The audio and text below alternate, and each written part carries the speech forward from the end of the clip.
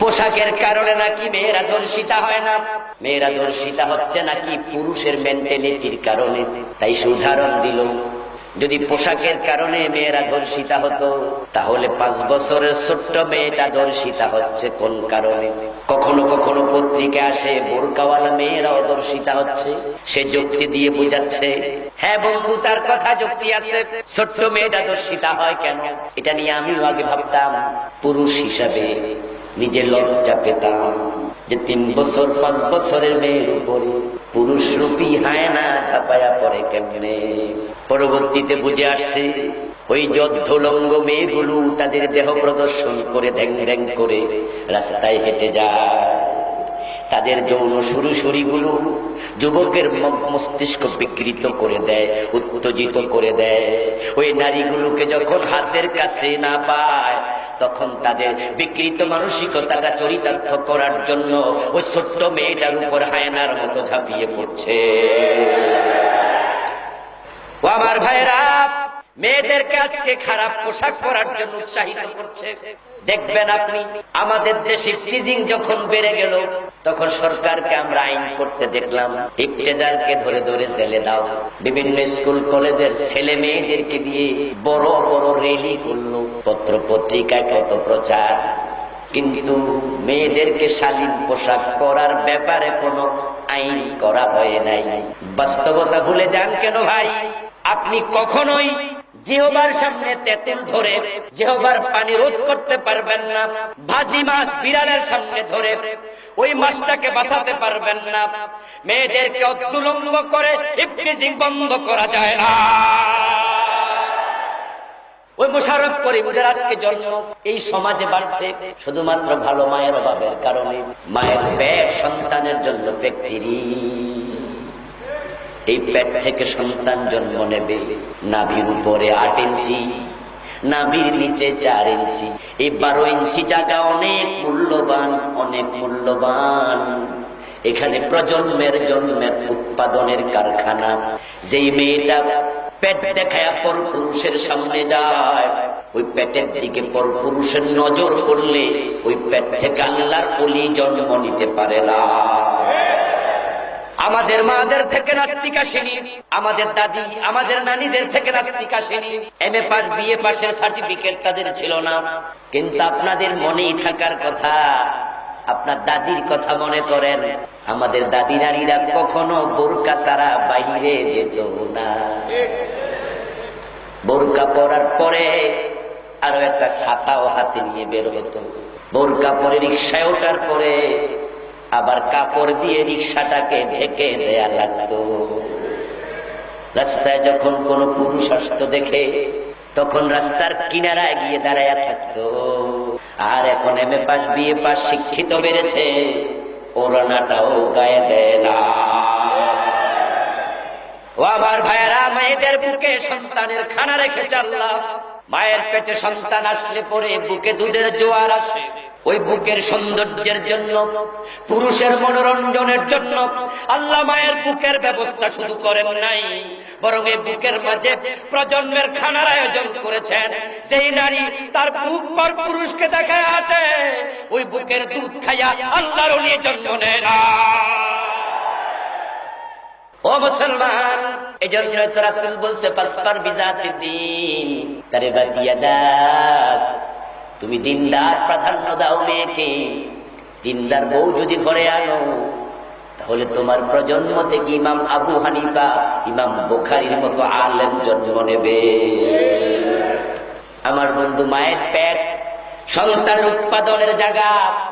এই যে আমরা দামি চানাচুর গুলো খাচ্ছি, আপনারা জেনে থাকবেন, মেশিনে এক পাশ দিয়ে ভুট্টা ঢেলে দেয়, গম জব ঢেলে দেয়, আর এক পাশ দিয়ে প্যাকেট হইয়া তারপরে চানাচুর বের হয়। হাতের স্পর্শ লাগে না। ও বন্ধু, এবার বলুন তো, ওই জব, ওই ভুট্টা গম যে মেশিন দিয়ে বের হলো চানাচুর হয়ে, মেশিনে যদি কেরোসিন তেল থাকে, ওই গম যত ভালো গমই হোক, ওই চানাচুর খাওয়া যাবে তো? এই জন্য বন্ধু, মেশিনটা বড় পরিচ্ছন্ন হওয়া লাগবে। আপনি বাবা হিসাবে MA পাস, দাওরা পাস, টাইটেল পাস, কিন্তু আপনার বউটা চরিত্রহীন, সারাদিন অন্যের সাথে মোবাইলে গল্প করে, সারাদিন জি বাংলা স্টার জলসার সামনে বসে থাকে, পর্দা ছাড়া বাহিরে চলে যায়। আপনি যত বড় শিক্ষিত, দাওরা পাস, এমএ পাস বাবা হন না কেন, আপনার ওই চরিত্রহীন নারীর পেট থেকে ভালো সন্তান আশা করা যাবে না। এই জন্য বাবার 1 নাম্বার দায়িত্ব ভালো মায়ের ব্যবস্থা করা। একটা সময় এটাই ছিল। আমার ভাই বলছিলাম, যদি আপনার বাবা আপনার জন্য ভালো মায়ের ব্যবস্থা না করে, তাহলে আপনি ভালো মা পাবেন কোথায়? সুন্দরী নারী বিয়ে করে এনেছে, চরিত্রের খবর নেয়নি, শুধুমাত্র খুঁজেছে লেখাপড়া কি। একটা সময় বাবারা বিয়ে করাতে গেলে প্রশ্ন করত, বেয়াই সাহেব মেয়ে কোরআন পড়েছে কিনা, মেয়েটা বোরকা পরে কিনা, পর্দা করে কিনা। তাই কম শিক্ষিত মায়ের পেট থেকে হয়তো বেশি শিক্ষিত সন্তান জন্ম নেয়নি, কিন্তু নাস্তিক উৎপাদন হয় নাই। তাসলিমা নাসরিন একা নাস্তিক ছিল। সে যখন এই দেশে কোরআনের বিরুদ্ধে লিখেছে, জনকণ্ঠ পত্রিকা তার পক্ষ হয়ে এগুলো ছাপাইছে, এদেশের মানুষ যখন ফুঁসে উঠেছে তার বিরুদ্ধে, তখন সে দেশ থেকে যখন পালিয়ে গেল, জনকণ্ঠ তার পক্ষে আর 1 লাইন লেখে নাই। আমার বন্ধু তাসলিমা পালাইয়া গেছে, আজ পর্যন্ত দেশে ফেরার সাহস তার নাই। একা নাস্তিক ছিল, সহযোগী পায় নাই, কিন্তু এখন নাস্তিক কত যে বাড়ছে। আমরা তো কিছুদিন আগে দেখেছি ঢাকা ওই শাহবাগের মোড়ে একদল নাস্তিক জড়ো হয়েছিল, মাসের পর মাস ছিল, সেখানে তাদের সহযোগীর অভাব হয় নাই। ওই নাস্তিক গুলার জন্য ব্রাহ্মমান টয়লেট বানাইয়া দিছে, ওই নাস্তিক গুলার জন্য সকাল সন্ধ্যায় খাবার পাঠাইছে, ওই নাস্তিক গুলার জন্য আরো কত রকমের সুযোগ সুবিধা দিয়েছে। হাজার হাজার নাস্তিক, লাখ লাখ সহযোগী। আর এক সময় একজন ছিল নাস্তিক, একজনও সহযোগী ছিল না। তো এত খারাপ মানুষে দেশে জন্ম নিচ্ছে, কারণ পর্দাহীন মেয়ের সংখ্যা বেড়ে গেছে। মা যদি ভালো না হয়, সন্তান ভালো হতে পারে না। এজন্য আপনার 1 নাম্বার দায়িত্ব সন্তানকে ভালো মা দিন। কিন্তু বিয়ের ক্ষেত্রে আমরা হই ইমোশনাল। সুন্দরী পাইয়া নিজের কাজের মেয়ে নিয়ে পলাইয়া গেছে বিয়ে কইরা, এমনও আছে না নাই? ও বন্ধু, আপনি কি করলেন? আপনি যদি চান বউ পরিবর্তন করতে, সেটা কিন্তু সম্ভব। আপনি বিয়ে করেছেন, বউকে সন্দেহ করছেন, কারোর সাথে মোবাইলে গল্প করে, আপনি খুব চোখে চোখে রেখে টের পাইলেন শুধু গল্প নয়, বরং মেয়েটা তার ওই ইউনিভার্সিটি লাইফের, তার কলেজ লাইফের বন্ধুকে সে মাঝে মাঝে সময় দেয়। এমন চরিত্রহীন মেয়েও আছে না নাই? হাতে নাতে ধরা পড়ার পরে বউকে তালাক দেওয়ার সিদ্ধান্ত নিলেন। আপনি চাইলে বউটা তালাক দিয়ে আর একটা বউ বিয়ে করা সম্ভব, এটা হতেও পারে। কিন্তু এর মাঝেই আপনার একটা সন্তান দুনিয়া এসে গেছে, যার বয়স 6 মাস চলছে। প্রশ্নের উত্তর দিন, আপনি তো বউ পরিবর্তন করলেন, কিন্তু আপনার সন্তান মা পরিবর্তন করবে কেমনে? আপনার স্ত্রী চরিত্রহীন, হাতে হাতে ধরা পড়ছে, আপনি তালাক দিয়ে দিলেন, কিন্তু তারপরে তো আপনার কলিজার টুকরা সন্তান আছে, এখন সে মাকে ছাড়বে কেমনে? তাহলে এমন একটি জটিলতা হয়ে গেল যে আপনি চরিত্রহীন নারীর কোলে নিজের কলিজার টুকরা ছেলেকে দিলেন। এবার নিজে ভাবুন তো, ওই চরিত্রহীন মায়ের চরিত্রের প্রভাব আপনার ছেলের উপরে পড়ার সম্ভাবনা আছে না?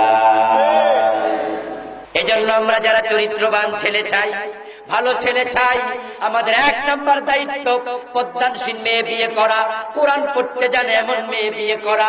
আপনার বউ যদি কোরআন তেলাওয়াত করে, আপনার 1-1.5 বছরের ছোট্ট বাচ্চাটা, 6 মাসের কোলের বাচ্চাটাও দেখবেন কোরআনের পাতার মাঝে হাত বুলানোর চেষ্টা করবে, সে কোরআনের দিকেই তাকায়া থাকবে। আর আপনার বউ যদি জি বাংলা স্টার জলসা দেখে, ওই কোলের ছোট্ট 6 মাসের শিশুটাও টেলিভিশনের স্ক্রিনের দিকে তাকায়া থাকবে।